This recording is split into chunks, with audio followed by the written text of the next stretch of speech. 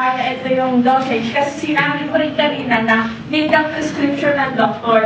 So, sa'yo na rin nagaling na kapag may prescription ng doktor, hindi naman siya maa-abuse. Diba? For economic. For economic leakage naman, ay for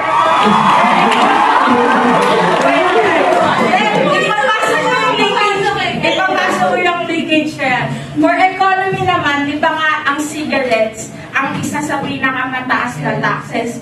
So what more pa, pag marijuana, lalo na kung gagamitin siya for medical purposes. Kasi maraming cancer marami ang cancer patient sa Philippines. Eh, ang marijuana ang isa sa medical na pwedeng gamitin to treat cancer. Tapos, kung ang seed sa marijuana tinatanim lang, hindi na magkakaroon ng economic leakage na aangkat pa sa ibang bansa for drugs.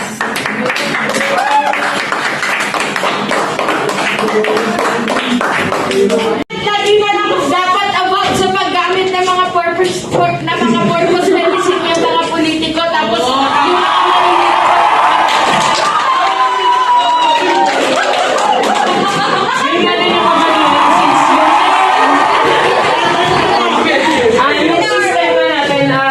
hindi maayos. Yun nga, sabi mo, yung mga politiko ginagamit yung marijuana, tapos yung mga mabababang or mga mahirap is hindi nakakagamit. So yun nga, yung system hindi maayos. Kumbaga may imbalance pa din. Kaya hindi pwedeng basta-basta illegalize na lang. wait, Ana, ikakanta ko yan. Pero may hirap na gumagamit.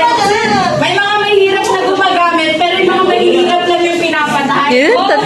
Kasi nga, example yun. Yung tropa ko nga gumagamit.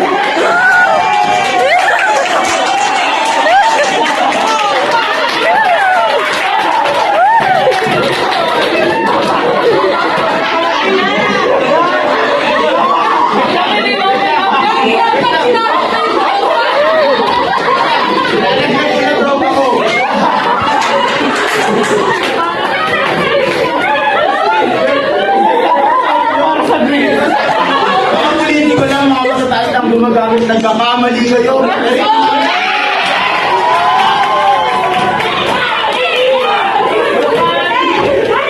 Sabi ni Hana, acceptable lang na yung mga government lang yung nakakagamit kasi sila yung mga nasa taas.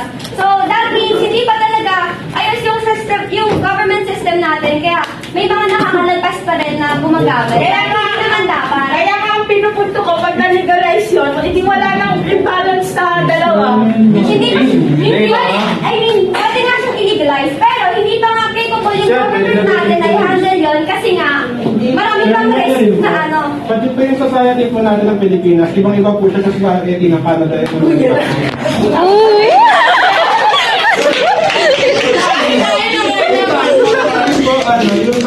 Kung ngayon na kung ano, illegal siya eh. Hi guys, magrarant lang ako. Ang aga-aga ko pumasok kasi feeling ko araw-araw na traffic dito. Tapos unfair. Grabe, walang traffic ko.